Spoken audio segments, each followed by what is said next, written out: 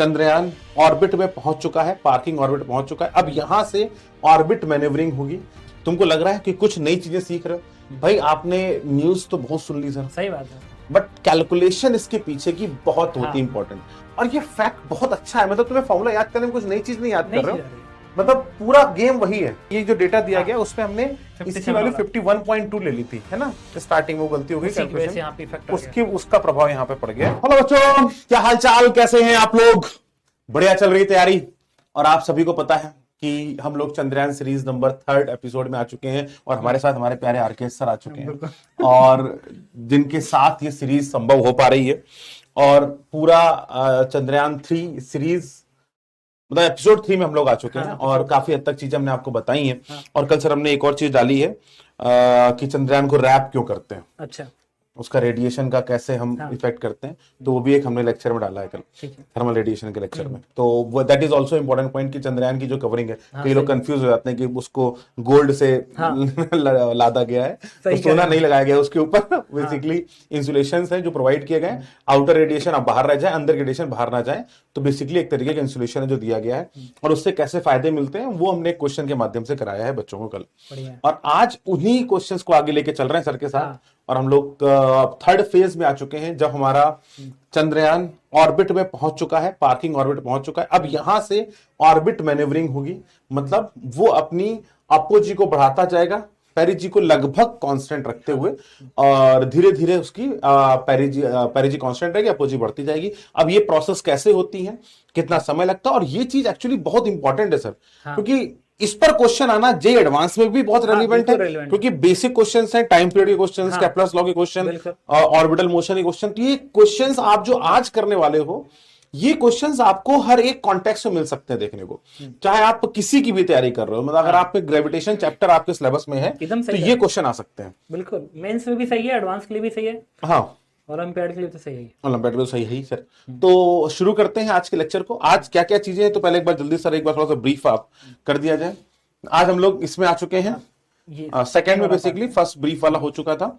तो आज हम इसको मोशन अर्थ और बाउंड ऑर्बिट के अंदर चल रहे हैं। तो भैया पहले सब लोग आ जाओ, पहले एक बेसिक बात है, लेकिन एक बात बताओ, तुम लोग कैसा लग रहा है? क्या तुमको चंद्रयान सीरीज में मजा आ रहा है कि नहीं आ रहा है?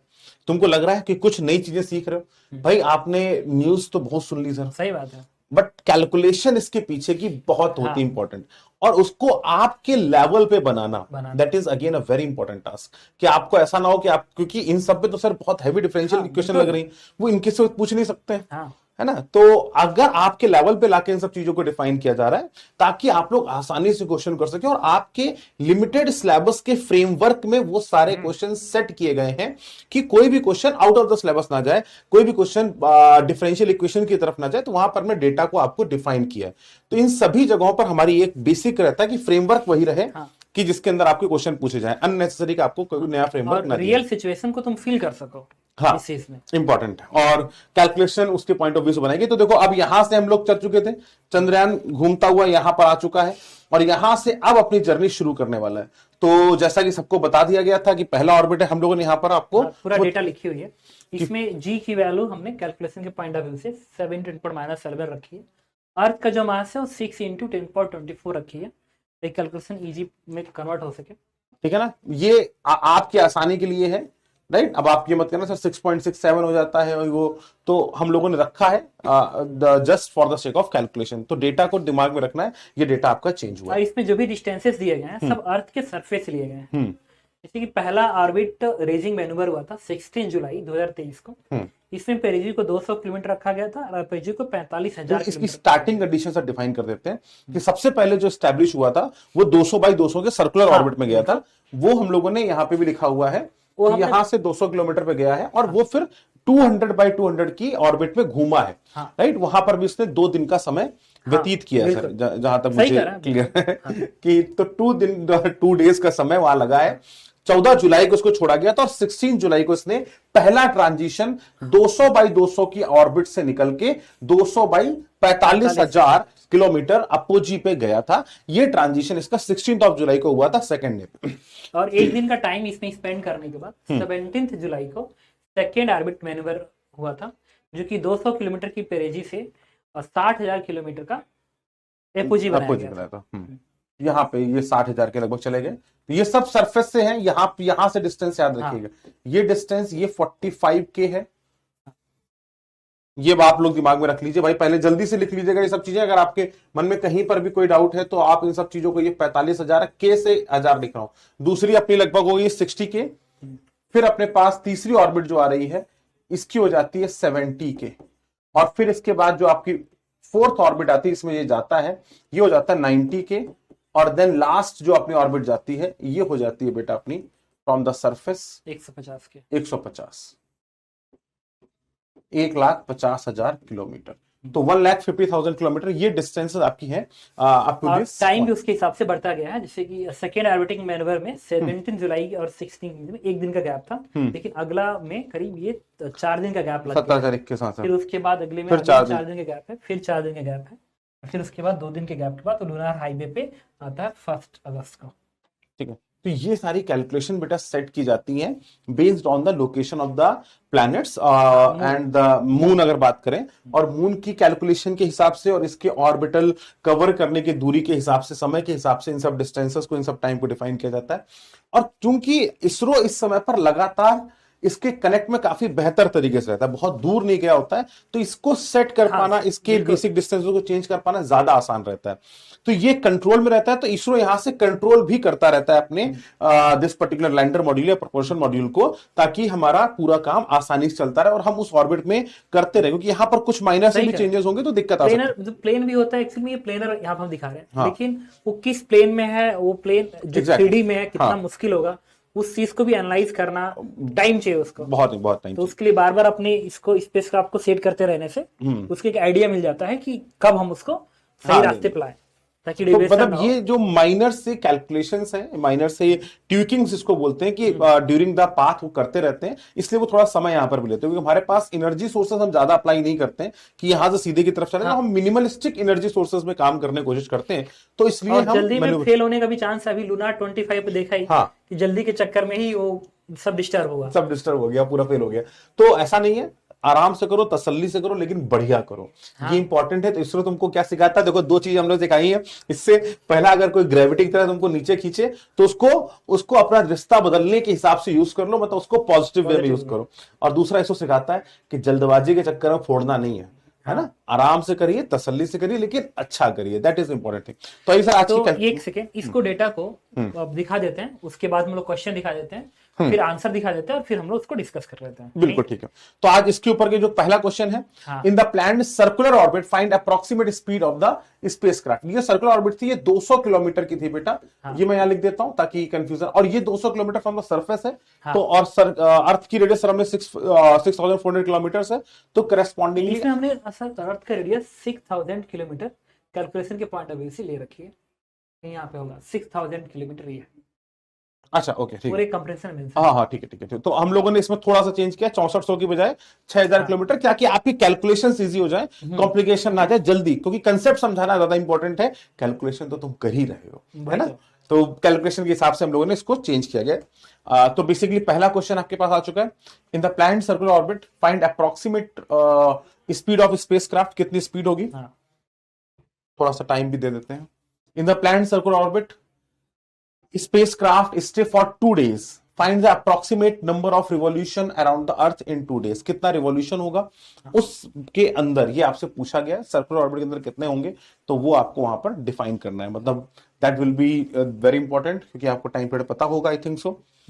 थर्ड क्वेश्चन आता है, in first orbit raising manoeuvre find approximately length of the major axis. Major axis की लंबाई कितनी होगी जब फर्स्ट ऑर्बिट रेजिंग मैन्यूवर, मतलब जब फर्स्ट ऑर्बिट में जाएंगे, तो आपको पता है कि 200 किलोमीटर बाई 45,000 किलोमीटर का वो बनेगा, वो सरफेस से है। तो आपको डिफाइन करना है सरफेस को, अर्थ को फोकस पे रखते हुए मेजर एक्सिस को डिफाइन करना है। In first orbit raising find approximate eccentricity. यहाँ पर आपको अर्थ की लोकेशन आपको फोकस दे देगी, तो आई थिंक आपके पास इसेंट्रिसिटी जो है वो निकल कर आ जाएगी। तो जल्दी से आ जाओ, इसेंट्रिसिटी पे काम करो। फिफ्थ क्वेश्चन, सब पॉज करना है, क्वेश्चन सॉल्व करना है, देखना नहीं है ना, देखते आगे बढ़ा रहे। वीडियो नहीं है ये वीडियो नहीं है, ये आपको चंद्रयान के बारे में सिखाया जा रहा है, चंद्रयान में पढ़ाया जा रहा है। इस वीडियो को, इस छोटी सी लंबाई के वीडियो को आप आराम से सॉल्व करिए, उसके बाद कैलकुलेशन को करिए, हम लोग बाद में कैलकुलेशन साथ साथ करेंगे, ठीक है ना। तो क्वेश्चन नंबर थर्ड और फोर्थ के आंसर के करस्पॉन्डिंग, क्योंकि वहां पर आपने इसेंट्रिसिटी और मेजर एक्सिस की लंबाई निकाल ली है, तो माइनर एक्सिस आपको यहां पर कैलकुलेट करनी है। For the first orbit raising manoeuvre find approximate minimum energy needed for this manoeuvre, कितनी एनर्जी रिक्वायर्ड होगी, और यहां पर कुछ बढ़िया से कंसेप्ट भी आपको बताए जाएंगे। गिवन दैट कंडीशंस आपको जी की भी दी गई है, मास ऑफ द अर्थ भी दिया गया है, मास ऑफ स्पेसक्राफ्ट को जो अज्यूम करना है वो भी आपके सामने गिवन है, क्योंकि हमने एनर्जी पूछी है, याद रखिएगा, ठीक है। नेक्स्ट पॉइंट आ जाता है 8th question, what is the time duration of the first orbit raising manoeuvre burning assuming the thrusters of this burner provide additional tangential acceleration of 45 metre पर सेकेंड स्क्वायर। तो जिस एनर्जी तक पहुंचाना है, जिस speed तक पहुंचाना है, उस स्पीड तक पहुंचाने में कितना समय लगेगा, अगर जो ये हमारा मॉड्यूल है, ये हमारा जो प्लानर है, इसके यहां से बहुत बुरा बन रहा है, लेकिन यहां से अगर एग्जॉस्ट की बात की जाए तो ये एग्जॉस्ट के कारण एक्सीलरेशन 45 मीटर पर सेकंड स्क्वायर है। तो बताओ भैया कितने समय के बाद वो गेन कर लेगा। तो फाइनल स्पीड निकालिए पहले वाले से और एक्सीलरेशन के थ्रू कैलकुलेट करें। 9th में आइए, in first raising manoeuvre find the approximate time period, आपको टाइम पीरियड बताना है सेकंड का। यहां पर हम कैलकुलस लॉ का उपयोग करेंगे, बिल्कुल, और आई थिंक इजिली निकल के आ जाएगा। हाँ। और अगर कंपेयर करेंगे तो ज्यादा सुंदर लगेगा, कैलकुलेशन भी कर लेंगे तो आ जाएगा। हाँ, मतलब इजी वाले में जाएंगे तो ठीक रहेगा। हाँ। In the fifth orbit manoeuvre find the approximate eccentricity of the ellipse, ellipse की अप्रोक्सीमेट इसेंट्रिसिटी कितनी होगी, ये आपसे पूछा गया है।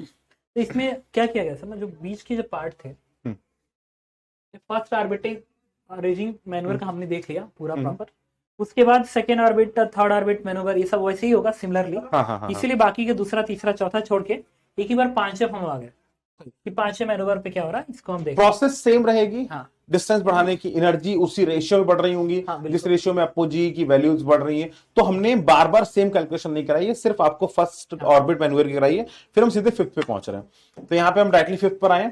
In the fifth orbit raising manoeuvre find the approximate eccentricity of the ellipse, ellipse की क्या होगी। फाइनल डिस्टेंस आपको दे चुकी है, फिफ्थ में आपका सरफेस डिस्टेंस 1.5 लाख किलोमीटर हो जाएगा। 11th क्वेश्चन में आपसे पूछा गया है, if fifth orbit raising manoeuvre is done just after circular plant, मतलब इक्की दुक्की तिक्की चौकी खत्म कर देते हैं हम, सीधे सीधे सर्कल से फिफ्थ में जाते हैं, तो क्या चेंजेस होते हैं, क्या स्पीड की जरूरत थी पार्किंग ऑर्बिट में चेंज ऑफ स्पीड है। तो पार्किंग ऑर्बिट से पूछा गया फॉर दिस मैन्यूवर, आपको बताना है कि डायरेक्टली स्पीड का चेंज आपको देखना है कि फिफ्थ में कितना चाहिए होगा। ये जो अभी जो है ना सर, ये जो पार्ट, ये अभी फर्स्ट पे हम सीधे फिफ्थ में आ गए चेंज करने के लिए। ये जो दूसरे कंट्री है, यूएसए है या फिर रसिया है, वो सीधे पहले से ही पार्किंग से निकल के सीधे पांचवें में या सीधे लूनार हाईवे पे पकड़ लेते चल जाते हैं। तो वो ऐसे ही चेंज करते हैं सर, क्योंकि उनके पास थोड़ी एनर्जी एक साथ देने का कैपेसिटी भी होता है, और उनकी थोड़ा कैलकुलेशन ज्यादा प्रिसाइज्ड भी है, और थोड़ा सा मतलब टेक्नोलॉजी वाइज थोड़े से वो स्ट्रांग होंगे, आई थिंक सो। उतना वो डरते भी नहीं है सर। हाँ, फेल हो गया तो हो गया, अब रसिया का फेल हुआ क्या उनको। हमारे यहाँ तो लोग चालू हो जाते हैं, इतने में तो मैं एक अस्पताल बनवा देते ज्यादा ठीक रहता। सही कह रहे तो जबकि उनके रिस्पेक्ट में हमारा चंद्रयान का जो वैल्यू है या जो पैसा लगा है बहुत कम लगा है। फिर भी कुछ हमारे देशभक्त लोग थोड़ा सा आपको इसमें कमेंट नहीं करेंगे हम लोग, क्योंकि हम लोग उस प्रोफाइल में नहीं जाएंगे, लेकिन हाँ कुछ लोग उस पर भी ऑब्जेक्शन कर देते हैं, जो ठीक नहीं होगी। टेक्नोलॉजी वाइज भी देश का बढ़ना जरूरी है, वो बहुत इंपॉर्टेंट होता है, क्योंकि कुछ भी अच्छी चीज वहां मिल गई, अगर हीलियम वहां प्राप्त हो गया तो शायद पावर का, भाई देखिए गल्फ कंट्रीज को अचानक से एडवांटेज मिला था सर कि ऑयल्स की उनके पास खदान मिल गई और उसके दम पे वो बहुत अमीर हो गए।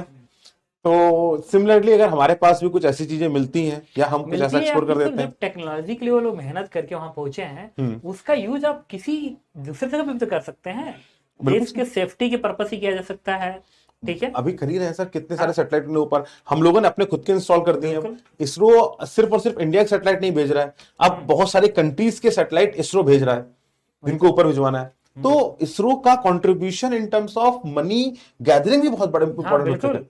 अभी तक तो ऐसा लग रहा था लोग इसरो को पैसा दे रहे हैं, ऐसा नहीं है। इसरो बहुत सारे कंट्रीज के सैटेलाइट लॉन्च करने के पैसे लेता है, बहुत सारे प्राइवेट इंस्टीट्यूशंस के सैटेलाइट लॉन्च करने के पैसे ले लेते हैं वो लोग। तो that is also important point, ठीक रहता है जहां तक मेरे को पता है। रॉकेट लॉन्चर्स बनाना, इन सब में भी इनकी टेक्नोलॉजी जो इतनी हाई लेवल का है, उसके छोटे लेवल पे सर वो पूरा वार वो जोन में यूज किया जा सकता है। आईएसएस मेंटेन करके चल रहे हैं वो लोग, हाँ इंटरनेशनल स्पेस स्टेशन हाँ वही तो, कितना बड़ा मेंटेन करके चल रहे हैं, और स्पेस शटल्स जा रही हैं आ रही हैं। वही तो। तो that is again a very great thing, जो कि शायद कुछ ऐसा भविष्य की तरफ चल रहे हैं जहां पर technology will play a very crucial role, बिल्कुल। और शायद कुछ बहुत बड़ा होगा। तो अभी तो खैर हम इधर आते हैं वापस। इधर fifth orbit raising manoeuvre is done just after circular plan, find approximate change of the speed needed eight parking orbit for this manoeuvre. आपको बता दिया, आप इसको निकालो, कैलकुलेट करो कितना होगा।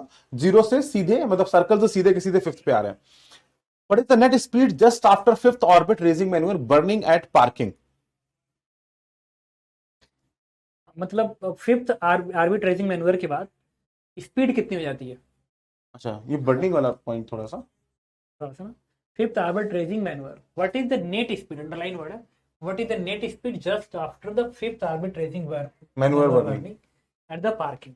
इसका मतलब है कि ये पार्किंग का मतलब हो गया कि जब पेरिजी पे हम कितना हाँ, वो पहले करेंगे, क्योंकि क्या है कि क्योंकि- पांचवे के बाद यहाँ पे जब बर्न करेंगे उसके बाद जो स्पीड अटेंड करेगा यहाँ का वो धीरे धीरे चेंज होगा। अच्छा, तो ये just- यहीं पे बतानी हाँ, स्पीड यहीं पे स्पीड बतानी है। एग्जैक्टली, ठीक है ना। तो स्पीड आपको यहीं बतानी कितनी होगी एग्जैक्टली जस्ट बर्निंग खत्म होने के बाद।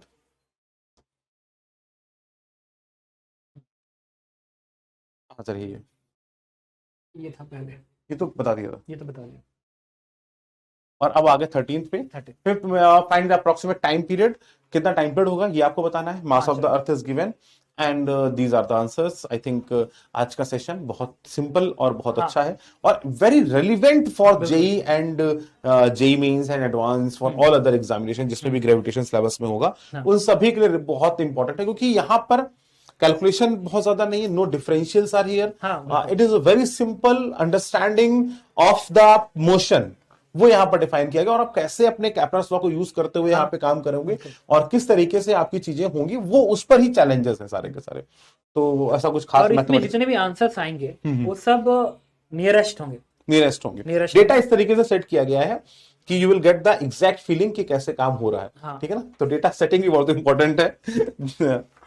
तो ये सही सर स्टार्ट करते हैं शायद, आई थिंक। और चूंकि एग्जाम में सर ऐसा भी तो होता है कि मोस्ट एप्रोप्रिएट आंसर मार्क करिए। हाँ ठीक है, जैसे कि मान लीजिए आपने सॉल्व किया और आपका आंसर आता है और कैलकुलेट करने के बाद 10 आता है, हाँ, सपोज करिए, तो 10 या 10.1 आता है तो आप बेटर है तो आप इसको मार्क करें 10.5 कि वो बाकी डेटा ये मैं बच्चों को समझा समझा के पागल हो जाता हूँ। है ना। मैं हमेशा बोलता हूँ कि आपको परफेक्ट नहीं होना एग्जाम में, हाँ। क्योंकि परफेक्ट तो एग्जाम बनाने वाला नहीं है। वही तो, वो कई बार पता नहीं कैसी चीजें बता देते हैं, और जिससे आप बहुत ज्यादा सोच लेते हैं, बहुत ओवर सोच लेते हाँ, हैं। उतनी ओवर जरूरत थिंकिंग की जरूरत ही नहीं होती नहीं है। होती। तो आपको अप्रोप्रिएट होने की कोशिश करनी चाहिए, need not to be exact और perfect, try to be appropriate, कि बेस्ड ऑन क्या ये पूछना चाह रहा होगा, क्योंकि अगर वो पूछेगा तो वो टाइम मुझे देगा 3 घंटे का या 2.5 घंटे के, आधे घंटे, वही तो। इस तरह का समय देगा जिस हिसाब से कई बार सोच लेते हैं। और ये मेंशन तो था सर डिफॉल्ट केस में कि मोस्ट एप्रोप्रिएट आंसर मार्क करिए।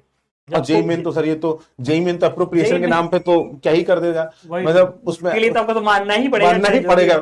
मतलब 11.4 के आंसर को अगर वो 12.5 पे टिक करते तो वो क्लोज में बता देगा बता ये देगा। सबसे पास था, क्योंकि 4 ऑप्शन दिए थे, सबसे और पास उसकी 12.5 उनकी था। भावनाओं को भी समझना पड़ता है कि वो क्या सोच के बनाए हैं। तो सही कह रहा खैर हूं। जेई मेन वाले ना, मतलब उनको ऐसा लगता है कि बच्चे को सिर्फ क्वेश्चन सॉल्व करना नहीं आना चाहिए, उन्हें हमारी मेंटेलिटी समझना भी आना चाहिए। सर मतलब ये सही भी है, लेकिन आप एक इंजीनियर बना रहे हो, थोड़ा इंजीनियर के पास दिमाग भी होना चाहिए। अच्छा, वो 4 साल में बनेगा बीटेक करके, ये साले पहले दिन ही क्यों बना रहे हैं? ठीक है, बट मुझे तो लगता है कि चलेगा सर थोड़ा सा, क्योंकि हमें सर ऐसा बच्चा नहीं चाहिए जो हर बात पे रिजिड हो जाए, ये क्यों ये क्यों ये क्यों। ऐसा चाहिए जो एक्सेप्ट करना भी सीखे सर। सर अब यहाँ पे खैर आज नीड तो वही है ना, जेई मेंस की। जे मीन्स नीड तो वही है, Need वही लेकिन है यहाँ तो। बच्चे वैसे नहीं है ना। बच्चों के मन में और जो चीजें हैं, उन्होंने जो सीखा है, अगर वो प्रॉपरली नहीं अप्लाई कर पा रहे तो फैल जाएगा फिर वो, सही कह रहे हैं। तो उसमें उसको बड़ी कंफ्यूजन आ जाएगी। इसीलिए तो सर हम लोग सिखाते हैं क्वेश्चन के थ्रू कि मोस्ट एप्रोप्रिएट आंसर मार्क करो, क्वेश्चन को कैसे सोच के बनाया गया है, हाँ। उसको उस तरीके से पहले सोचो, हर वक्त इसी पे मत पहुंच जाओ कि क्वेश्चन में गलती क्या है, ये ढूंढे और हम ना कर पाए क्वेश्चन। सर क्लास में सर यही हम लोग करते भी हैं, नहीं Exactly, sir. क्वेश्चन बनाने वाले का मेंटालिटी क्या है, मेंटेलिटी। वो क्वेश्चन आंसर करना है, अगर बोनस करना हो तो करेगा, ठीक है, और नहीं करना होगा तो फिर उसके अगर मेंटल पॉइंट आप सीख गए हैं तो आप क्वेश्चन को अच्छे से कर पाएंगे। तो एग्जैक्टली, ये भी सर पढ़ाने के में बहुत जरूरत होता है जो हम लोग करते हैं। जरूरी भी बहुत ज्यादा हाँ, हो जाता है। एकदम जरूरी है। तो ये इस चीज का भैया बहुत ध्यान देना पड़ेगा कि ये चीज दोनों चीजें काफी मैंडेटरी हो जाती हैं। तो नॉलेज पार्ट अलग है हम लोग भी सर इतना, हम लोग कई बार क्वेश्चन मुझे लगता है कि यार ये एडवांस में भी सर ऐसा होता है कि कैसे ऐसा क्वेश्चन पूछ दिया यार, इसमें ये होना चाहिए था। बहुत बवाल किया था सर। हाँ नहीं वो तो खैर क्वेश्चन ही गलत था सर, तो उसका बवाल होना जरूरी था। हाँ तो उसके अलावा भी सर कई जगहों पे ऐसा है। ऐसा बहुत बहुत बार हुआ है सर, ऐसा बहुत बार हुआ है, ऐसा नहीं एक बार हुआ है, कई बार हुआ है। और आईआईटी ने उन बातों को खैर माना भी है, मतलब बहुत कम ऐसा होता है कि आईआईटी जेन्युइन बातों को ना माने। सही कह रहे जेईई मेन वाले तो शायद नहीं मानते, वो हो। नहीं डिसाइड वो मानते ही वो यही मेरे वालों से बात मनवाना सर बहुत मुश्किल का। बहुत मुश्किल का, वो तो बहुत मानते मुश्किल। नहीं, वो तो कह देते बस ठीक है क्लोज में चलो, मतलब वो 11 का आंसर 12 मार्क कर सकते हैं ये कहते हुए कि 12 सबसे क्लोज है।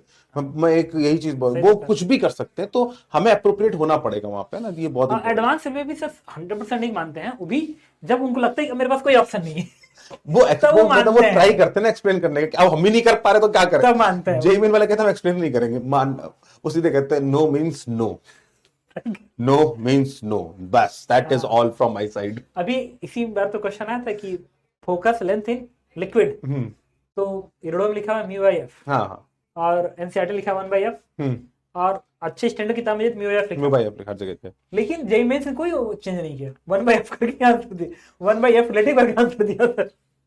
सर ये इसमें कुछ नहीं कर सकते, और जिसने सच में पढ़ा होगा वो गलत करके आ जाता हाँ है, गलत करके आ जाता है। और इस मैं अब सर लेकिन ये सर हम क्लास में, मैं तो सर अक्सर बोल देता हूँ कि देखो अगर जेईई मेंस का क्वेश्चन है हाँ। तो 1 अपन एफ रिलेटिव करो, और जे एडवांस का क्वेश्चन है तो म्यू अपन एफ लिख दो, म्यू अपन एफ रिलेटिव लिख दो, अगर आना होगा तो आ जाएगा, आ जाएगा, और अगर गलती करेगा तो उस पर हम लोग लड़ेंगे।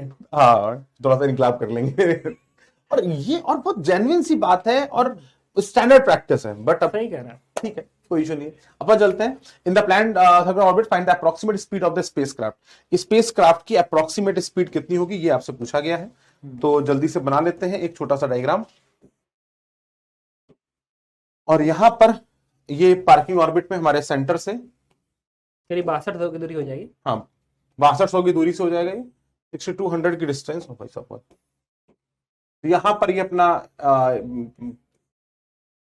प्लान, अपना प्रोपोर्शनल मॉड्यूल यहां पर है जो उसको लेके घूम रहा है। ये टोटल डिस्टेंस अगर आप बात करेंगे तो 6200 किलोमीटर हो जाएगी। अगर हम इसकी बात करेंगे तो उसको सर्कल में घूमना है, मतलब हमें इसकी ऑर्बिटल स्पीड की चर्चा करनी पड़ेगी, तो we orbital speed under root G M by R, mv square by R, आप सिंपल आप उसको प्रूफ करेंगे ना। एक मैंने कमेंट पढ़ा था, पता है उसमें बच्चे ने कहा कि शिवेंदु सर क्या करते हैं कि तुम्हें अगर नहीं आता है तो भी शिवेंदु सर उसकी जिम्मेदारी ले लेते हैं, मैं तुम्हें समझाऊंगा, और आरके तो कहते हैं कि नहीं मैं नहीं समझाऊंगा तुम। सर ये थोड़ी आदत बड़ी गड़बड़ हो जाती है मेरी भी, मैं थोड़ा वो ले देता हूँ कि किसी को पता नहीं साला, मतलब कोई सॉरी मतलब कौन देख रहा होगा क्या होगा मुझे नहीं समझ में आता है। तो क्या लिखा था सर इसको, जी क्या लिखा था, 7 लियो ना, 6.7 इंटू माइनस 11 लिया, सही कह रहे हैं। एम लिया 6 इंटू 10 की पावर 24 लिया होगा, 24 था, अपन आर लिया होगा 6, 6200 हो जाएगा, 6200 किलोमीटर है तो 10 का पावर 3 और मल्टीप्लाई होगा, तो यहां पर हो गया -11 और ये हो गया 24, तो बेटा 13 और नीचे के 5 आता है 8.2, अप्रोक्सीमेट कैलकुलेट करेंगे तो answer comes out to be 8.2 kilometre, ठीक है। अप्रोक्सीमेट अगर कैलकुलेट करेंगे तो हो जाएगा। हाँ। ये कैलकुलेटर में सिंपल सा वो बनता है, रूट बनता है, हाँ। वो रूट के जब निकालेंगे तो 8 पॉइंट समथिंग आ जाता है, 7, 6, 62, 70 थोड़ा सा कम हो जाएगा, तो आप यहां से देख सकते हो 8, 64, नहीं हो जाएगा, बिल्कुल आएगा, बिल्कुल सिंपल है ना, 7 इंटू 6/62 या 60/12, तो ये लगभग 1 से थोड़ा छोटा, और ये 7 के ऊपर जाओगे तो 68 के लगभग वैल्यू आएगी, 68 मतलब 8 के लगभग का वैल्यू आएगा, तो 8.2 किलोमीटर पर सेकंड की वैल्यूज निकल कर आ जाएंगी, ठीक है। तो ये क्लियर होता है यहाँ पे। नेक्स्ट पर आते हैं। In the planned circular orbit spacecraft stay for 2 days, find approximate number of revolutions around the earth in 2 days। तो in planned orbit circular orbit spacecraft stay for 2 days, find approximate number of revolution around the earth in 2 days। अब तो हमको time period की बात करनी है, हाँ तो बेटा अभी यहाँ पे टाइम पीरियड की बात करनी है, तो ये घूमेगा तो टाइम पीरियड कितना हो जाएगा बेटा, 2πr, जिस रेडियस में घूम रहा है अपॉन इसकी स्पीड हमने निकाल ली है, रेडियस हो गई t πr इंटू 6200। इसको सर जब एक बार हम टाइम पीरियड निकाल ही रहे हैं तो क्यों नहीं, जब नंबर ऑफ रिवॉल्यूशन निकालना है तो दिन है 2 days, 2π से डिवाइड कर, 2 का अपन पहले डिवाइड ही कर लें, नहीं वो भी कर सकते हैं, ताकि वहीं पे कैलकुलेट कर देते। अच्छा, हमको नंबर ऑफ रिवॉल्यूशन निकालने, तो नंबर ऑफ रिवॉल्यूशन या अगर आप टाइम निकालोगे तो मैं लिख तो देते हैं लिख ही देते सही है। 8.2 इंटू 10 की पावर 3 मीटर पर सेकंड में हाँ। ये चला जाएगा, और this is the ratio that you will get 2 पाई, और इधर आ जाएगा 6200/8.2। बस ये रहने दीजिए अभी। अब यहां से हमको चाहिए नंबर ऑफ रिवॉल्यूशंस, हाँ तो अगर नंबर ऑफ रिवॉल्यूशन की बात करेंगे तो वो टाइम पीरियड हमको निकल के आ गया है टी। अब हमको चाहिए कितने नंबर ऑफ रिवॉल्यूशन से घूमा, तो एक रिवॉल्यूशन घूमने में 2 पाई वो लगेगा, मतलब 2 पाई एंगल घूमना पड़ेगा, and this is the total time number of revolution in one circle हमारे पास निकल के आ चुका है। टोटल टाइम कितना दिया गया है? 2 डेज 2 डेज। तो आप लिखिए 2 into 24 divide by time period. Number of revolutions अगर मैं ऐसे लिख देता हूँ, नंबर ऑफ रिवॉल्यूशंस हो जाएगा 2 घंटे 2 days 2 into 2400 into 3600 divide by ये value divide by 2 pi into 6200/22 8.2 sorry not pi 0000 गया, 2 से 2 फेंक देते हैं, 24 इंटू 36 इंटू 8.2 डिवाइडेड बाई 62 31 12 96 100 यहाँ पर आ गया, 100 के लगभग कुछ आ रहा है सर, वैल्यू तो बड़ी लंबी है। 8.2 By ये 2 36.7 है। ये हाँ मैंने पूरा अच्छा, कैलकुलेट बाई किया पाई भी तो था, 3 भी तो, हाँ। ठीक 1 पाई, तो 37 आंसर हो जाएगा क्योंकि 37.4 हाँ। आ रहा है, पूरा डेटा 37.4 आ रहा है, 36.4 अप्रॉक्सीमेट नंबर ऑफ रिवॉल्यूशन बात करेंगे 37 आ जाएंगे, ठीक है ना। सिंपल कैलकुलेशंस करनी है और हम लोग यहाँ से निकाल सकते हैं कितने नंबर ऑफ रिवॉल्यूशंस होंगे। सेकंड ऑप्शन पे चलते हैं। In first orbit raising manoeuvre find approximately length of the major axis. Major axis. अब मेजर एक्सिस की लेंथ निकालनी है, तो भैया सबसे पहले तो अपन छोटी सी एक अर्थ बना लेते हैं अपनी, ये अपनी छोटी सी अर्थ बना लेते हैं, और एक इसके अलोंग हम मैन्यूवर डिफाइन कर देते हैं। इसको थोड़ा सा और इधर कर दीजिए क्योंकि फोकस बहुत पास है ना, 200 किलोमीटर का है तो फोकस तो ये दूरी फिर भी ये सही है। थोड़ा सा और कम कर देते हैं क्योंकि पहले ही हाँ। वाला तो है। कुछ कहानी ऐसी हो जाएगी। और अगर अब हम यहां पर बात करें तो हमसे पूछा गया है व्हाट इज द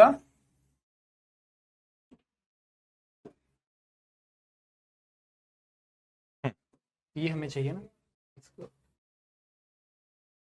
यहाँ तक का लेंथ चाहिए ना मेजर एक्सिस का। ठीक। ये चाहिए। तो हम लोग को बेटा ये डिस्टेंस यहां से यहां तक की पता चल गई 6200 था। 6200, हाँ। और ये डिस्टेंस सरफेस से यहां तक की हमको पता चल गई फर्स्ट वाले में है 45,000 किलोमीटर्स, और इसमें अगर हमने ये 6,000 और ऐड कर देंगे तो हमें टोटल डिस्टेंस पता चल जाएगा। ये इलिप्स है, तो this total distance is simply called as the length of the, ये 2a हो जाएगा। तो अगर हम टोटल जोड़ दें तो 45,000 प्लस 6,000 51, 51 और 6 5 7 7 52 56 28 29 58 नहीं कितने, क्या हुआ? 45,000 किलोमीटर था। एक बार हाँ। देखिए तो पीछे फर्स्ट में तो 45,000 ही दिए थे। 45,000 ये है प्लस प्लस 6200 6,000 12,000 ये आ रहा है 57,000 57.2 आ रहा है। हाँ 57.2। अच्छा ये जो दूरी है ना, इसमें एक कैलकुलेशन मिस्टेक है। ये जो दूरी है तो ये 51.2 इसका आंसर है। यहाँ पे ये प्रॉब्लम इसकी आई है, इसको आपने change 6,000 जोड़ा भूल गए, हाँ ये 6,000 मैंने ऐड करना भूल गए। ये 7 लिखा है भाई, देखा करो ध्यान से, हाँ यहाँ 7 लिखा था। तो आई थिंक सर ये टोटल सही हो जाएगा। हाँ, इस टोटल डिस्टेंस को 2a के नाम से भी हम लोग जान लेते हैं। टोटल लेंथ हाँ। ऑफ द मेजर एक्सिस की बात करेंगे तो अगर sir length of the major axis 2a बोलते थे कि a बोल देते हैं? 2a बोलेंगे ना, लेंथ ऑफ मेजर एक्सिस 2 है, semi major axis semi major axis बोल देंगे तो a बोल देंगे, ठीक है। तो अगर हम यहाँ पर बात करेंगे तो 2a that is length, it is equal to 57.2 into 10 की पावर 3 किलोमीटर। सिंपल, आगे बढ़ते हैं करेक्शंस।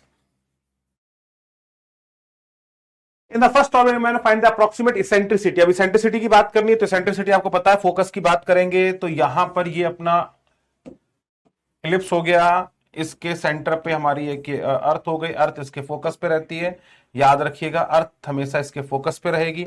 तो अर्थ अगर फोकस पे रहेगी और इस डिस्टेंस की बात करें, थोड़ा अर्थ को और पास ले आते हैं, ज्यादा ठीक रहेगा। ए माइनस ए बन जाएगा, ए माइनस ए ना। यस सर, ये वाला पॉइंट जो होता है अगर यहां से देखा जाए, so this point is defined as a e. तो ये डिस्टेंस जो होगी वो ए हो जाती है, जो सेंटर से डिस्टेंस होगी। और अगर हम इसकी बात करें तो फोकस जो होता है ए कॉमा जीरो प्लस माइनस ए कॉमा जीरो। और इधर से भी तो समझ में आ रहा है, ये अगर ये ही है तो ये डिस्टेंस जो है ना, ये डिस्टेंस कैपिटल ए के बराबर होगा। हाँ, पूरा कैपिटल तो ये जो दूरी आएगी सेंटर ए से माइनस ए हो जाएगी। ए माइनस ए हो जाएगी, बिल्कुल सही है। और ये दूरी 60 to 100 किलोमीटर है। हाँ, सामने प्लेस कर देंगे।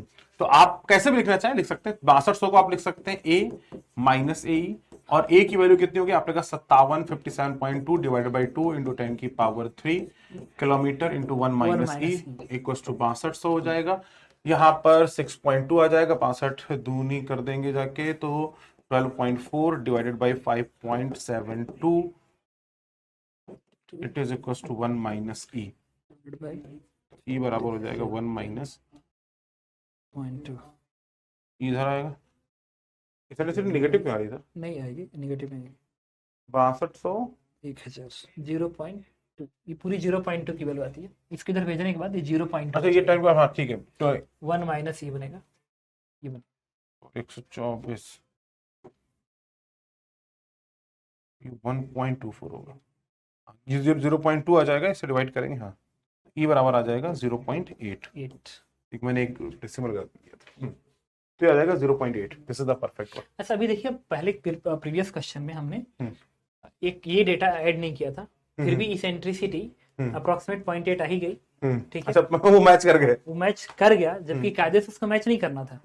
बट मैच इसलिए कर दिया क्योंकि ये दूरी इतनी ज्यादा है ना, 45,000 फैक्टर मैटर नहीं उसमें 6,000 का फैक्टर ऐड करने का इसेंट्रिसिटी पे ज्यादा फर्क नहीं आ रहा, फर्क नहीं मतलब पड़ा। डेसिमल एक्चुअली 0.84 0.85 ये बड़े लेवल पे तो कैलकुलेशन को बहुत बड़ा चेंज कर सकते कर हैं, सकते बट माइनर लेवल पे अगर देखेंगे तो हम क्योंकि अप्रोक्सीमेशन में बात कर रहे हैं, तो 0.82 को 0.85 में अगर आप मल्टीप्लाइड बाई 10,000 कर दोगे तो बड़ा चेंज है। 85,000 और 83,000 एक अलग वैल्यूज है, बट 0.85 और 0.83 को हम सेम मान ले रहे हैं, राइट। तो ये वो हमारे एडजस्टमेंट है जो हो रहे हैं। सॉल्व करने के बाद एक्चुअली में ये वैल्यू है ना 0.2122i, बेसिकली ये आई कैलकुलेट करने के बाद। हाँ, तो ये वैल्यू 0.221 माइनस 0.78 हो जाएगा 0.78। अब मुझे अगर जेई के पॉइंट ऑफ व्यू से आंसर करना हो इसका, तो 0.78 आ जाएगा तो 0.8 इसे मार्क करना पड़ेगा, और अगर इंटीजर आएगा तो 0.78 मार्क करना पड़ेगा। हाँ। है ना, तो ये आंसर निकल के आपके आ जाएंगे। Next problem, in the first orbit raising manoeuvre find approximate length of the minor axis using the answer of Q3 and Q4। आपसे पूछा गया है find approximately length of the minor axis first orbit raising manoeuvre में minor axis कितना होगा। अब minor axis आप लोग समझते होंगे सर, ये तो पूरी गणित की कैलकुलेशन होगी पूरी बच्चों, गणित है। इसमें आपको गणित ही लगानी है।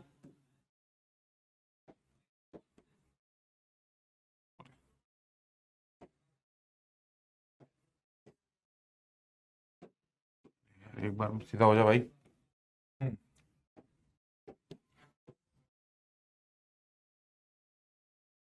ये आपका हो गया, this is called as length of the minor axis को हम लोग बी से रिप्रेजेंट कर देते हैं, इसको हम लोग ए से रिप्रेजेंट कर देते हैं।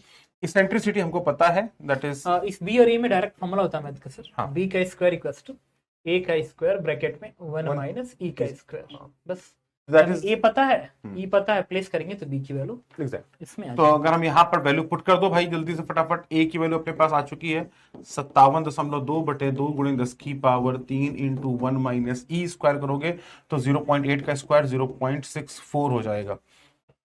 ये 0.36 से मल्टीप्लाई कर देंगे तो 57.2 बाई 2 इंटू 10 की पावर 3 मल्टीप्लाइड बाई 0.36, 0.35 का मल्टीप्लिकेशन 57.2 सारा ये करीब आ रहा है 10.3 इंटू 10 का पावर 3। ये पूरी वैल्यू बी का स्क्वायर 95, हाँ 10 का लगभग आएगी। ये हमने कुछ गलत कर दिया। नहीं सही है, 57.2 इंटू 36, ये कितना आ रहा है 10.3 गुणे 60 के लगभग चला जाए इंटू 10 का पावर 3 आ रहा है। ये अभी बी स्क्वायर है, बी स्क्वायर है तो हमें इसको अंडर रूट करते हैं तो 1.03 इंटू 10 का पावर 4 हाँ बी का स्क्वायर आएगा। हाँ, तो अब इसको अंडर रूट कर देंगे अंडर रूट ऑफ 1.03 और 10 तो लगभग एक ही रहेगा उसका अंडर रूट तो 10 स्क्वायर आना चाहिए पूरा मतलब। कुछ कैलकुलेशन गड़बड़ कर दी क्या? 20 स्क्वायर को स्ट्रेस तो सही लिखा था। 57.2 100 के बाद 3। इसका स्क्वायरिंग करेंगे तो हाँ इसका स्क्वायरिंग होगा ना। हाँ पूरे टर्म का स्क्वायर बनेगा। तो फिर अब यहीं पे रूट लगा दीजिए सीधे 0.6 बनेगा हाँ इंटू इसको मल्टीप्लाई कर हाँ दीजिए। Yes yes yes. तो अब इसको ये हो गया बी स्क्वायर के बराबर। ये वही कह रहा है, कुछ गड़बड़ कर दी हम लोगों ने। तो सीधे यहाँ लिखे ना बी बराबर।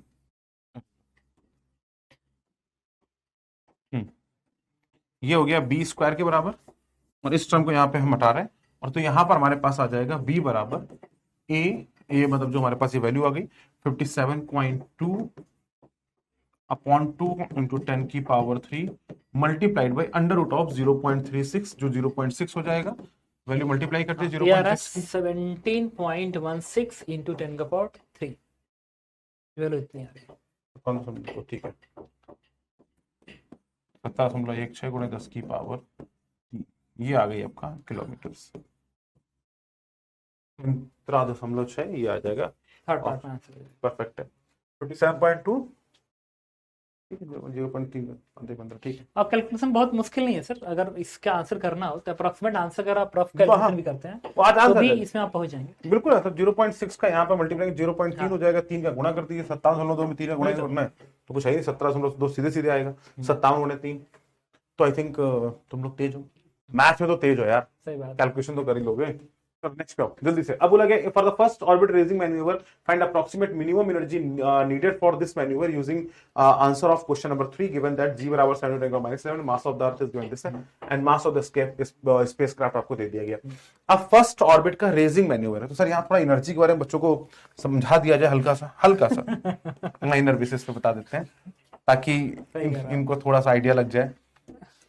पहली तो ये ऑर्बिट है जो 200 पे चल रही है। क्लास में इनके टीचर ने पढ़ाया ही होगा कि एनर्जी का formula minus G small m capital upon 2a होता है। ऐसा टीचर नहीं पढ़ाया होगा तो हम लोग पढ़ा देते तो सर कैसे नहीं पढ़ाया होगा, ये तो मतलब गलत है सर, ये तो क्लियर क्राइम कहा जाएगा सर इसको। क्राइम तो ठीक है लेकिन क्राइम देते थोड़ा बहुत क्राइम तो चलेगा। नहीं ये तो बहुत बड़ा क्राइम है सर। अगर कोई कह रहा है कितना एनर्जी ट्रांसफर चाहिए तो आप कैपलर साहब जब पढ़ाए कोई भी टीचर अगर पढ़ाता है तो बताया जरूर है कि एनर्जी का फॉर्मूला क्या होना चाहिए। अभी सही डायग्राम सही लग रहा है ना सर? हाँ सही है। अभी लगभग अब आप यहाँ पे देखो कि ये हो जाएगा यहाँ से ये डिस्टेंस हमको 6000 किलोमीटर गिवन है ये हम लोग यहाँ पर है हमारा ठीक है ना। अब हम लोगों को जाना है सर अगर हम डायरेक्ट तो ये कोई भी ऑर्बिट यहाँ पर होता है तो उसके पास दो एनर्जीज हम लोग डिफाइन कर रहे होते हैं काइनेटिक एनर्जी और पोटेंशियल एनर्जी और करस्पॉन्डिंगली अगर हम इलिप्टिकल ऑर्बिट की बात करें तो किसी भी इलिप्टिकल ऑर्बिट में घूमने के लिए जो एनर्जी आवश्यक होती है सर तो क्या डायरेक्टली फॉर्मूला बताया जाए? हाँ डायरेक्ट यूज करिए ना, बहुत टाइम लग जाएगा। ये एनर्जी का फॉर्मूला होता है किसी भी इलेक्ट्रिकल ऑर्बिट पे आप है तो minus G small m capital M upon 2a होता है जहाँ 2a मेजर जिसका लेंथ है। तो इस तरीके से अगर हमें सर्कुलर ऑर्बिट निकालना है तो 2r बन जाएगा। बिल्कुल सही है ठीक है तो ये आप लोग निकाल सकते हैं with the help of simple angular momentum conservation and energy potential energy को लिख के आप डायरेक्टली निकाल सकते हैं और it is a very easy job not a difficult job. आप यहाँ पर वेलोसिटी किसी दो जगह पे आप देख दीजिए आपको आराम से। अगर ग्रेविटेशन पढ़े होंगे तो आपके टीचर ने पढ़ाया होगा और नहीं पढ़ाया होगा तो उसे कहिए कि सर क्यों नहीं पढ़ाया। बहुत सारे क्वेश्चन इरोडो में सर ऐसे इस पे बेस्ड होके क्वेश्चन बहुत सारे टीचर इरोडो नहीं करा रहे हैं ये वही कर रहा हूँ। अब कह देंगे आप पाप हो गया इरोडो नहीं कहूंगा बट ये है कि हाँ ये एक्चुअली हाँ ये दिमाग में होना चाहिए। देखो दो तीन चीजें हैं सर्कुलर ऑर्बिट की मैक्सिमम बच्चों को याद रहती है gmm/2r ये मैक्सिमम बच्चों को याद रहता है और अब यहाँ पे 2a बस लिखना है और कुछ नहीं। और ये फैक्ट बहुत अच्छा है मतलब तुम्हें फॉर्मूला याद करने में कुछ नई चीज नहीं याद कर रहे हो मतलब पूरा गेम वही है बस यहाँ पर इसी को डिराइव करने के लिए आप पूरा मतलब एनर्जी फिर ई के साथ इक्वेशन बनाना पड़ेगा सर तब जाकर डिराइव होके आता फॉर्मूला। नहीं करेंगे हम लोग नहीं करेंगे नहीं कुछ नहीं इसके अंदर बस तो एक हिंट कर देते हैं जैसे यहाँ पर v1 वेलोसिटी होगी वहां v2 होगी तो करस्पॉन्डिंगली आप दोनों डिस्टेंसेस को सेंटर से लोगे तो पहला एंगुलर मोमेंटम कंजर्वेशन दूसरा एनर्जी कंजर्वेशन के करस्पॉन्डिंग आप v1 v2 की वैल्यूज को जरूरत पड़ती है बस b स्क्वायर को स्क्वायर 1 माइनस e स्क्वायर उसके बाद डिराइव होकर इसमें कन्वर्ट हो जाता है। क्लियर है? तो यहाँ पे जो पहली एनर्जी है E1 इक्वल्स टू माइनस जी दिया गया 7 × 10⁻11 एंड स्मॉल एम मास दिया गया इसमें 16,000 kg एंड प्लस ये जो मास है एम का वो है 6 × 10⁻24 एंड डिवाइड बाई जो 2R बनेगा वो आर था 6200 किलोमीटर पहला वाला। हाँ पहला तो और सर्कुलर ऑर्बिट में तो ही सर्कुलर में तो 6200 6500 किलोमीटर था into 10 तो 10⁻3 कर दिया, इससे पहली एनर्जी मिल गई। और जो दूसरी एनर्जी मिलेगी इस इलिप्टिकल पाथ की एनर्जी, यहाँ ऊपर वाला फैक्टर तो सेम ही रहेगा, सेम ही रहेगा, एकदम सही बात है। और ये जो नीचे वाला फैक्टर है वो 2 है, अभी आपने निकाला था उधर 57.1 × 10⁻3 किलो था, अगेन मीटर में कन्वर्ट कर ले, मल्टीप्लाई कर दो, इस एनर्जी का डिफरेंस हमें निकालना पड़ेगा। बिल्कुल सही है। तो E2 - E1 आता है, वो हमारा आंसर कैलकुलेट करने के बाद आ जाएगा कि हमें इतनी मिनिमम एनर्जी की जरूरत पड़ेगी। कुछ थोड़ा सा ये 6200 किलोमीटर है और हम 2A की लंबाई 57.2 कर रहे हैं और हमने 2A की डायरेक्ट डाल दी है, तो ये यहाँ की ये बड़ी वैल्यू होगी, वो छोटी वैल्यू होगी। हाँ, तो ये जो वैल्यू है ये कम आएगी, इसका मैग्नीट्यूड कम रहेगा, लेकिन माइनस साइन है, माइनस मतलब वो देखिए हमको 62 2 और 57 10 और 3 × 10 दो बार होगा ना, 2 बार होगा। हाँ ठीक है ठीक है, तो 10 गुना से ठीक है, नॉट इज परफेक्ट, 10 टाइम्स से ज्यादा इंक्रीमेंट है। हाँ, अब इसको कैलकुलेट करने के लिए इसकी वैल्यू हमें या तो ये लगभग रेशियो 1/5 का होगा E1 E2 का, तो अगर एक आप निकालोगे तो बाय 5 कर दोगे, आपका आंसर निकल कर आ जाएगा। ये सही कर रहा है, 1/5 का आएगा ना, 62 है और ये 2 × 62 हो रहा है, 57.2 है, तो लगभग 4/5 का मल्टीप्लाई होगा, बस 4/5 का उतनी एनर्जी आपको चाहिए होगी। तो इसका आंसर अब देख लेते हैं पहले ही, क्यों निकालना पड़ेगा सर, बहुत लंबी कैलकुलेशन है इसलिए। बहुत तगड़ा तो नहीं है वैसे, हालांकि यही तो है, आप 4/5 से मल्टीप्लाई कर रहे हैं इसमें आप। पूरा एग्जैक्ट नहीं ना, वैल्यू भी तो एग्जैक्ट नहीं, मतलब टेंटेटिवली बोला 62 और 57 को एक मानते हुए, लेकिन अगर वो होगा तो एग्जैक्ट नहीं आएगी वैल्यू। तो 7 × 10 की और 11, ये 16,000, 6 × 10 की और 24। नहीं कोई बात नहीं, बच्चे कैलकुलेट कर लेंगे, हम आंसर से मार्क कर देते हैं। हाँ। जो 6 का आंसर दिया गया है इसमें उसका हेल्प ले लेते हैं। 6 का आंसर है थर्ड, तो इसमें भी मार्क कर ही लीजिए थर्ड। आप बेटा यहाँ से कैलकुलेट करेंगे, हाँ, कमेंट में बता देना सही आ रहा है कि नहीं आ रहा है ना, आ जाएगा परफेक्ट आ जाएगा, कैलकुलेशन की गई है तो आ जाएगा। For the first orbit raising manoeuvre find approximate change of the speed needed eight the parking orbit for this manoeuvre, approximate change of speed. अब हमारे पास एनर्जी आया है, तो energy corresponding change in speed की कैलकुलेशन वो करनी होगी। Given that जी की वैल्यू दे रखी है, mass of earth, mass of spacecraft भी दे रखा है। तो जो पहली स्पीड थी पार्किंग ऑर्बिट में वो थी 8.2 किलोमीटर पर सेकेंड थी। अब हमें इस फर्स्ट ऑर्बिट रेडिंग में का स्पीड निकालना पड़ेगा, अब वो एनर्जी कंजर्वेशन की जरूरत पड़ती है हमें। तो जो एनर्जी हमने निकाला था उस साइड से -g small m capital M upon 2a is equal to half m × v का square -g small m capital M divide by circular orbit नहीं, ये दूरी अपॉन r लिखेंगे, तो पोटेंशियल लिखेंगे ना। अब यहाँ से स्मॉल m की वैल्यू इससे कैंसिल आउट हो जाएगी और g कैपिटल M हमारा अर्थ का मास है जो कि दिया गया 6 × 10⁻24, ये लेकिन हम हाफ एम का ठीक है, और ये जी की वैल्यू थी 7 × 10⁻11, कैपिटल एम की वैल्यू है, अर्थ का मास है 6 × 10⁻24 अपॉन 2a, और 2a आया था 57.2 × 10⁻6, ठीक है ना, is equal to half m u का स्क्वायर -7 × 10⁻11, फिर ये m की वैल्यू आ जाएगी 6 × 10⁻24, और ये पार्किंग ऑर्बिट से दूरी थी 6.2 × 10⁻6, इसको ऐसे लिखो ज्यादा, मतलब 6.2 × 10⁻6 वो ज्यादा ठीक लगेगा। अब यहाँ से u को कैलकुलेट करना, यहाँ से इधर आएगा, ये प्लस हो जाएगा, इसको सबट्रैक्ट हम लोग यहाँ पे करेंगे तो u आ जाएगा। u आ रहा है हमें पेरिजी पे डिस्टेंस, मतलब अगर आप डायग्राम से एक बार डायग्राम से थोड़ा इनको थोड़ा सा और बोल देते हैं कि अगर आप ये देखोगे तो ये डिस्टेंस हमारे पास बेसिकली आ जा रहा है कि अगर हम यहाँ पर बात करेंगे तो जब ये ऑर्बिट सर्कल से चेंज होके इसमें जाएगी तो यहाँ पर हमने टोटल एनर्जी निकालनी कितनी है, that is gm × small m by ये टोटल एनर्जी। अब ये किस फॉर्म में होगी, एक इसके पास पोटेंशियल एनर्जी होगी और दूसरी इसके पास काइनेटिक एनर्जी होगी। Kinetic energy half mv square sir, इसमें ना 2a और ये होगी पोटेंशियल एनर्जी माइनस का G M M by R. R यहाँ पर 6200 किलोमीटर है जो इसकी पोटेंशियल एनर्जी। तो हमने यहाँ पर इस समय कितनी एनर्जी होनी चाहिए to move in this orbit, तो हमने यहाँ पर फाइनल स्पीड निकाल लेंगे from this calculation and from there we can. इसके इधर भेजने के बाद यू की जो वैल्यू आती है ना सर, ये रफली आती है 11 kilometre per second first value. हाँ, पहले में ही आती है 11 किलोमीटर पर सेकेंड। हाँ। तो चेंज आ जाएगा जाके आपका 11 2 ढाई 2.8 नहीं, Two- कितना था? 8.2 था ना? 8.2 था तो ये 1.8 2.2 इसका आंसर आता है। तो 2.2 तो 10.2 हो जाएगा, 10.4 होगा। 10.4 आना चाहिए, कैलकुलेट करिएगा, इसका 10.4 की वैल्यू आ जाती है 10.4 किलोमीटर पर सेकेंड। रफली वैल्यू कितनी आएगी? ठीक है, तो ये आ जाएगा आपका 2.2 किलोमीटर पर सेकेंड। बेटा कैलकुलेशन है, this is very simple calculation, I think you can do it. हम लोग करेंगे तो भी हो जाएगा, टाइम जाएगा और डेटा हम लेके आना भूल जाते हैं कि एग्जैक्ट डेटा आ जाए तो ज्यादा ठीक रहेगा। हाँ, what is the time duration for the first orbit manoeuvring, कितना लगेगा? एक्सेलरेशन दिया गया 45 मीटर पर सेकंड स्क्वायर। तो आपसे ये पूछा गया है कि जब ये यहां होगा तो इसे एक्चुअली टाइम कितना लग रहा होगा एक्सीलरेट करने में। तो सर अगर हम यहां पर देखें तो कुछ इसीलिए थोड़ी सी पेरिजी भी चेंज होती है क्योंकि उस समय पाथ टेंजेंशियल नहीं हो रहता है, नहीं हो पाता, तो वहां पर टेंजेंशियल नहीं होता, इसलिए थोड़ा सा पेरिजी में चेंज आता है। क्योंकि अब ये चेंज होगा तो ये सर्कल पर जब यहां एक्सीलरेट करता है तो फिर वो सर्कुलर पाथ ही रहता है, टेंजेंशियल एक्सीलरेशन मिलता है और यहां पर थोड़ा सा एडजस्टमेंट की जरूरत पड़ती है। इसीलिए थोड़े से रिवॉल्यूशंस को दिए जाते हैं ताकि वो एडजस्टमेंट बहुत इजीली हो जाए और जो थ्रस्ट मिल रहा है उसको प्रॉपर्ली ऑर्बिट मोशन में एडजस्ट किया जा सके आसानी से। तो क्योंकि ये टेंजेंशियल है तो हम लोग, क्योंकि एक्स्ट्रा नहीं सोचना है, डायरेक्टली हमको वो सोचना है काम की बात क्या है, तो हमें इनिशियल स्पीड पता है हाँ 8.2 किलोमीटर पर सेकेंड, फाइनल हमको पता चल गई 10.4 किलोमीटर पर सेकेंड। हाँ। और हमें चेंज कितनी करनी है? आपने कहा सर यहां से अगर मैं बात करूं तो 80 into T it is equal to V minus U, तो ये हो जाएगा 2.2।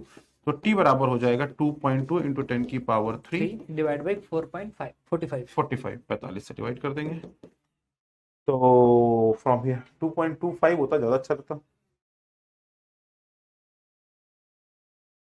2.2 into 1000 बटे 2 हो जाता 50 49 सेकंड आ जाएगा लगभग डिवाइड बाई 45। ये सही है, 49 सेकंड इसका आंसर आता है। 48.8 आ रहा है 88, तो 49 सेकंड का टाइम लगता है। 50 सेकंड टाइम आ जाएगा, ठीक है ना, परफेक्ट है। नेक्स्ट पॉइंट पे आ जाइए। अच्छा ये यहाँ इंपॉर्टेंट बात है कि ये जब यहाँ एक्सीलरेट करना स्टार्ट करेगा तो यहाँ से डिस्टेंसेस बदलती हैं। हाँ। तो जब वापस आएगा तो पेरिजी नहीं रहती, फिर पेरिजी की वैल्यूज बदल जाती है, याद रखने की बात है। In the first orbit raising manual find the approximate time period for the given G और मास ऑफ द अर्थ दिया गया है। फर्स्ट ऑर्बिट में क्या टाइम पीरियड होगा? तो आप इलिप्टिकल ऑर्बिट के टाइम पीरियड की बात कर रहे हैं तो हम लोग डायरेक्टली फॉर्मूला लगाएं केपलर का। तो केपलर फॉर्मूला हमारे पास पता है कि T square is proportional to A cube हो जाएगा। हाँ। तो अगर हम डायरेक्टली सोचें तो पहले वाले में हमारे पास टाइम पीरियड निकल के आ गया था, उसको अगर हम इससे कंपेयर कर लें तो डायरेक्टली हम लोग निकल के आ जाएगा। तो पहला टाइम पीरियड कितना आया था? 8। वो भी तो कैलकुलेट नहीं किए हैं, नहीं किए, हमको लग रहा है नहीं किए थे कैलकुलेट। कहा पाई लिख के छोड़ दिए थे यार 2 पाई 6200। तो कहा आप कैसे फिर कैलकुलेट कर सकते हो? तो कैलकुलेट भी कर सकते हैं, सीधे फॉर्मूला यूज कर ले तभी भी हो जाएगा। एक ये भी तो फॉर्मूला सर होता है कि ये जो फॉर्मूला होता है T square equals to 4 pi का square divide by G M into A cube. अब डायरेक्टली आप इसमें भी कर सकते हैं, मतलब मुझे अगर टाइम पर अगर किया होता तो सीधे सीधे रेशियो उठा देते, रेशियो से निकाल लेते और ज्यादा अच्छा तो सर उसको निकाल ही लेते, क्योंकि बाद में अगर कैलकुलेशन की जरूरत पड़ी तब हर बार हम लिखेंगे क्या? अभी कर देते हैं, लेकिन एक को निकाल ही देते, एक का निकालेगा फिर सबका निकालेगा। ये सही क्या है। तो 7 इंटू 10 की पावर माइनस 11 और ये हो गया 6 इंटू 10 की पावर 24 और इसका ये हो गया जाके 57.2 इंटू 10 की पावर 6 क्यूब का होल क्यूब। बाकी तो सब ठीक है, पाइप को पाई स्क्वायर को मैंने 10 लिख दिया, बाकी तो परफेक्ट हो गया। 10 की और माइनस 16 24 और 6 18 18 24 और यहाँ ऊपर जाएगा ये 10 की पावर 24 18 ऊपर जाएगा तो 6 और गया तो 5, तो ये हो गया 10 की पावर 5 पहले तो ऊपर। अब यहाँ 57.2 का होल क्यूब है मल्टीप्लाइड बाई 4 है मल्टीप्लाइड बाई 10 है और नीचे हो गया 7 गुणे 6। अब एक काम करते हैं ना, 7 6 के 42, इसको कट्टी कर दीजिए लगभग इसको 60 मान लीजिए लगभग। हाँ 60 का पावर 3 कितना होता है? 36 इंटू 6 216 216 आ रहा है। तो ये 216 और एक यहाँ का 10 का पावर 3 और आएगा तो ये 8 हो जाएगा। क्यों? है ना? हाँ बिल्कुल ठीक है। और ये 200 को 200 ही मान लीजिए लगभग। 200 तो हो जाएगा 2 × 10⁻10 हो जाएगा। हाँ।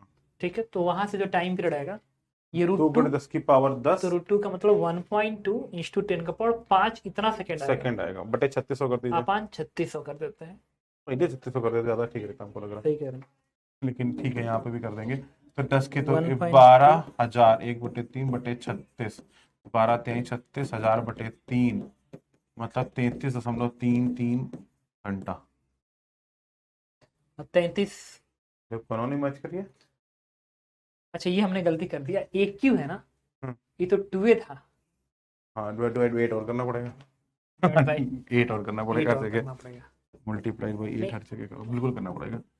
फिर √8 करना पड़ेगा ना, 2 √2 स्क्वायर डिवाइडेड बाई टी, इसका अंडर रूट हमने ले लिया 1। आपने √2 के लिए 1.4 लगा दी हो क्या आप? हाँ √2 1.4 होगा ना, 1.2 हाँ। लगा दिए। यही पूरा लिख देते हैं एक बार। तो यहां से t बराबर जो आ जाएगा, इतनी देर में बच्चे खुद कर लिए होंगे, कह रहे सर हम कर लेंगे, अब आप छोड़ दो। बटे 8, तो ये ये बटे 4 हो जाएगा, तो 1/2 आ जाएगा, तो 1/2 × 10 की पावर 5, 0.5 × 10⁻5। तो 50,000 सेकेंड्स बटे 3600, ये करीब 13। तो 500 बटे 36, नहीं, ये तो 13 के आसपास आ रहा है। 50,000 डिवाइड बाई 3600, 13 घंटे आ रहा है। ठीक है, तो 13 घंटे अगर आ रहे हैं तो कहीं कैलकुलेशन मिस्टेक तो नहीं हो रहा कैलकुलेशन उन्होंने बहुत बहुत ज्यादा वो काट दिए ना वैल्यूज। है। तो हम लोग 2 का एक बार मल्टीप्लाई कर देते हैं सर, 57.2 का क्यूब करते हैं आराम से। मैं कर रहा हूँ, रुकिए। 57.2 का होल क्यूब कर लेते हैं बाई 2, 57.2 का होल क्यूब, क्योंकि उसमें तो आपने कैलकुलेशन में वो भी किया होगा ना, 51.2 का होल क्यूब क्यों हो नहीं, गया। उसका ज्यादा असर नहीं पड़ने वाला है। नहीं नहीं, यहाँ पड़ जाएगा, यहाँ डायरेक्टली वैल्यूज है ना, तो हम लोग 2 का होल क्यूब मेजर फर्क डालेगा। 55, करो करो, तुम लोग भी करो यार, हम लोग कर रहे हैं। मोबाइल में कैलकुलेटर बड़ा मुश्किल से खुलता है मेरे। ये सब सही है ना बेटा, 4π² ये ये तो ठीक है, ये तो ठीक है। तो 4 × ये कितना 57.2 57.2 का पावर 3 हो गया, और फिर ये 8 है और 7 2 8 56 divide by 56 multiply by 6 divide by 6 6 ये आ रहा है 2.22। बाकी 10 की वैल्यू कितनी आ रही है, एक सेकेंड। 2.2 × 10⁻9 9 हो जाएगा, ये 10 तो आपने लिया नहीं ये शायद। 10 है। हाँ, और ये कितना है, 10 की पावर 18, 18 1 19। 1924 में से 19 गए, -24 ऊपर जाएगा, हाँ हाँ, 24 में से 19 जाएंगे, बचेंगे 5, तो टंगे -5, 11 ऊपर जाएगा, तो 11 और 5 6 बच जाएगा, 6 5 11, 10 की पावर 6 आ जाएगा। 8 कैसे दिख रहा 8 पहले लिखा था ना। है? ये 6 है ना, हाँ, ये सही है। 18 6, हाँ ठीक है ना। 6 18 एक 9 8 आपने बाद में कर दिया, जो उसका मल्टीप्लाई कुछ कर दिया था। 9 और 11 कितना होता है, 9 11 18 18 19 और 11। 7, नहीं ये देखिए ना, 6 18 और 10 19 19 और 11 जोड़ दीजिए, 19 और 11 30। 30 में से ये 6 बनेगा। और ये बाकी जो वैल्यू है वो सही। अच्छा इसके साथ एक और है 10⁻3 है सर, इसमें 2.2 × 10⁻3 आ रहा है कैलकुलेशन, ये वैल्यू 57.2 इसको मिला के। तो ये आ जाएगी वैल्यू, हाँ वही वाला 8 यहाँ जब डाल दिए थे ना सबको मिला के। हाँ तो ये आ जाएगा वैल्यू अपने पास 2.2 तो 22 × 10 की पावर 8। हाँ, तो 22 का रूट ले लेते हैं हम लोग। हाँ, तो 22 का रूट बनेगा, तो t बराबर हो जाएगा अंडर रूट के अंदर 22 ये × 10 की 4.6 पावर 4, 4.6, तो 46,000 हो जाएगा, 46,000 बटे 3600, 11.1 किलोमीटर आना चाहिए हर आवर।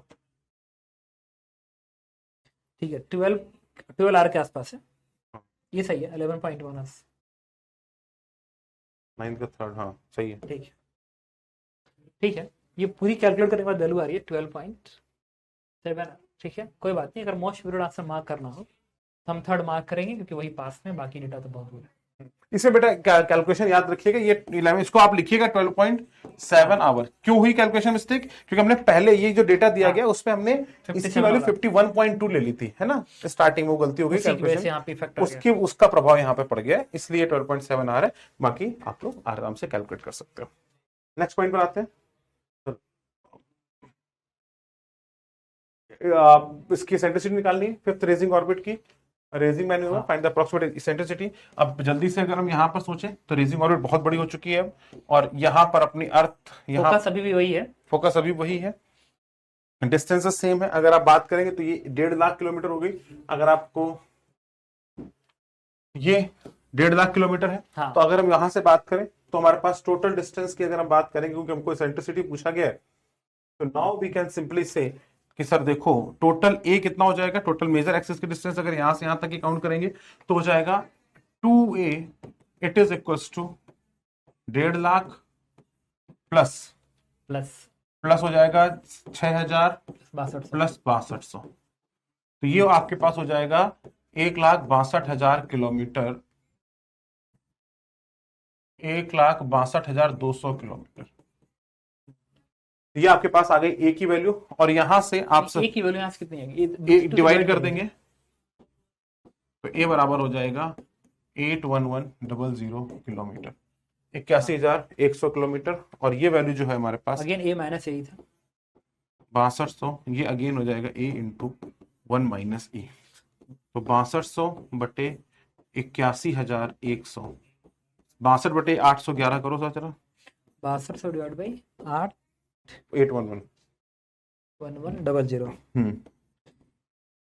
ये आ रहा है 0.076 0.076, तो ई बराबर हो जाएगा 1 माइनस 0.076, ठीक है। ये वैल्यू हो जाएगी 0.92 समथिंग, ठीक है। तो इसेंट्रिसिटी आएगी 0.924, that is third first option, ठीक है। तो ये आपको करना है, बहुत जल्दी से करते रहिए। नेक्स्ट क्वेश्चन पे आ जाइए बेटा फटाफट। In the fifth orbit raising manoeuvre is done just after circular planned orbit, find approximate change of the speed needed eight the parking orbit for this manoeuvre. आपसे पूछा गया कितना चेंज ऑफ स्पीड चाहिए होगा। अगेन हमें calculation आपको करनी है। 8.2 से अब की बार मुझे प्लान ऑर्बिट में 8.2 था हमारा, हाँ, और अब इस पे क्या होगा, यू फाइनल एनर्जी, अगर मैं टोटल एनर्जी की बात करूं तो टोटल एनर्जी जो हमारे पास अब फाइनल हो जाएगी दैट इज माइनस का G capital M into small m upon 2a। तो बेटा यहां पर अगर देखोगे तो जी की वैल्यू आपके पास आ जाएगी 7 गुणे 10 की पावर माइनस 11 मल्टीप्लाइड बाई अर्थ का हो गया 6 गुणे 10 की पावर 24 और सैटेलाइट हो गया 1600 किलोग्राम का डिवाइड बाई 2, और एक्सिल जो ये आ गया 81,100 किलोमीटर, हाँ, इंटू 10 इंटू 10 की पावर 3, ये आपके पास वैल्यूज एनर्जी आ गई। उसके बाद इसको लिखेंगे half m v square 1600 into v का square minus potential energy G M M by r, G वही है m into small m divide by 6200 kilometre. इसको वैल्यू प्लेस करने के बाद अगर आप रफ कैलकुलेशन करेंगे तो जो यू की वैल्यू आती है करीब 11 के आसपास पहुंच जाती है। तो ठीक है, तो इसका आंसर 2.8 का टर्म था, तो 10.2 में 2.8 ऐड करिए। वो 8.2 था ना वहाँ पे, 8.2 था ना, 2.8 ऐड करेंगे तो 11 आ जाएगा, 11 आ जाएगा, सही कह रहा है। तो यहाँ से आप बेटा कैलकुलेट करोगे तो यू की वैल्यू जो आती है वो लगभग आ जाती है 11 किलोमीटर पर सेकेंड, और अगर यू 11 आ जाएगा तो आपको यू इनिशियल जो था वो था 8.2 किलोमीटर पर सेकेंड, और from there we can very simply change the values. फिर डेल्टा निकालना है तो सब्ट्रैक्शन कर देंगे तो आ जाएगा आपका आंसर 2.8, ठीक है। तो ये नेक्स्ट क्वेश्चन पे आ जाओ सर आप। तो क्वेश्चन में 11 था, तो इसको हमने कैलकुलेट किया, आंसर था 8.2 kilometre, sorry 2.2 kilometre per second,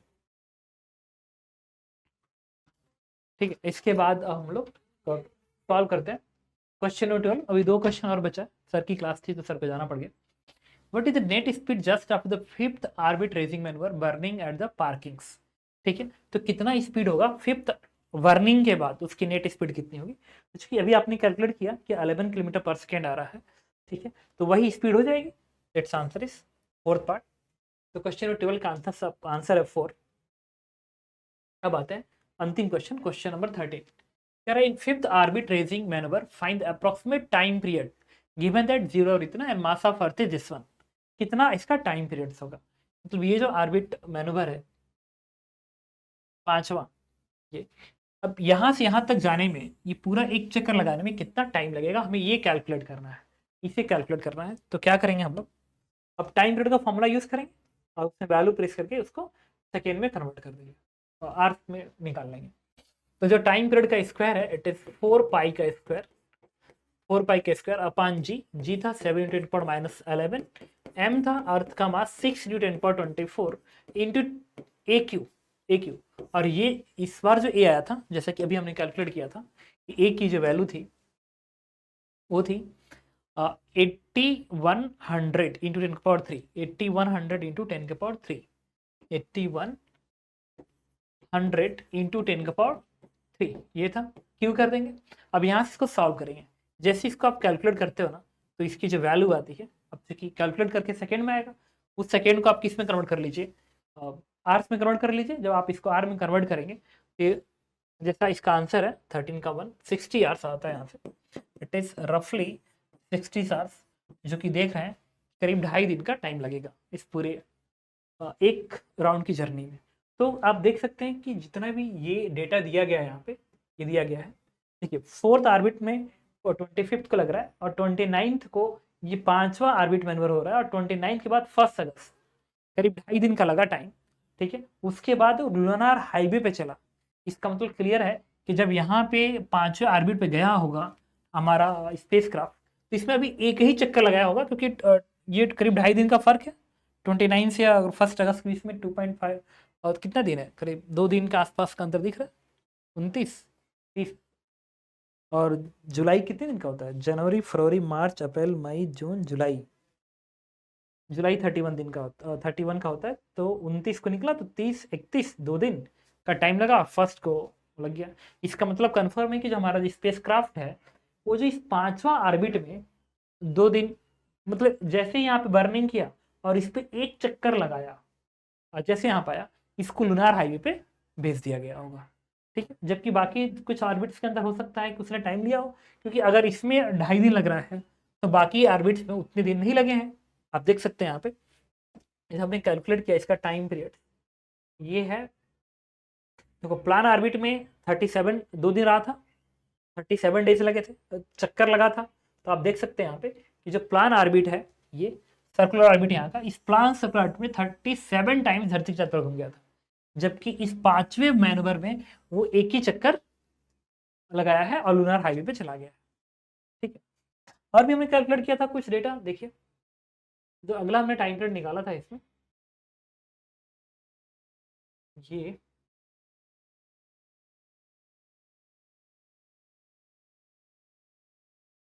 time period is 12.7 our, करीब 12 घंटे या 13 घंटे मान लीजिए, 13 आवर्स इसने लगाया फर्स्ट ऑर्बिट रेजिंग मैनूवर में।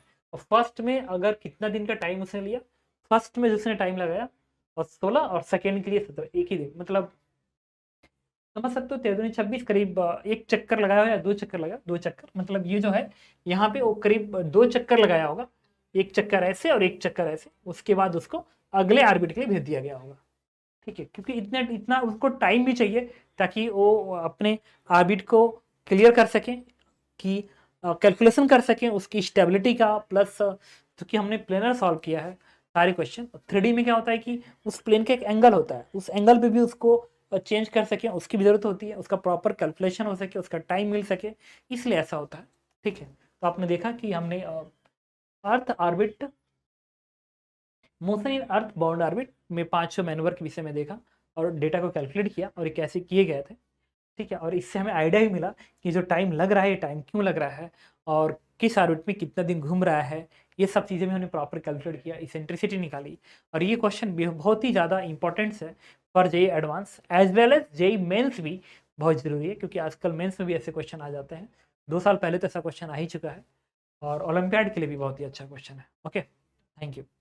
और नेक्स्ट लेक्चर के अंदर हम लोग देखेंगे, मतलब कल के लेक्चर में हम लोग पढ़ेंगे लूनार हाईवे, मतलब हाईवे पे जाते समय किस तरह की चीज़ें आएंगी, उसको कैसी चीज़ें फेस करना पड़ेगा। ठीक है, किस तरीके से मून की जो इन्फ्लुएंस है ग्रेविटी का वो कैसे अफेक्ट दिखाएगी, अर्थ का ग्रेविटी का इन्फ्लुएंस कैसे अफेक्ट दिखाएगा, दोनों का कंबाइंड इफेक्ट कैसे आएगा, वो चीज़ें थोड़ा सा कॉम्प्लिकेटेड होती हैं रियल लाइफ सिचुएशन में।